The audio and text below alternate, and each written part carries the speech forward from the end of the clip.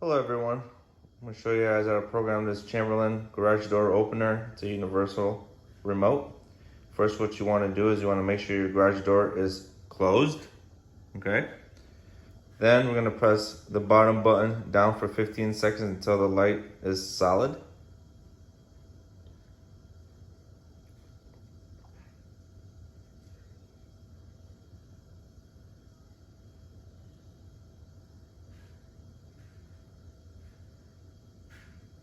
Okay, now you want to hit the learn button here. So mine is yellow. Press that. After you hit the learn button, you're going to hit the bottom button twice. 1, 2. After you press the down button the second time, the garage door should open.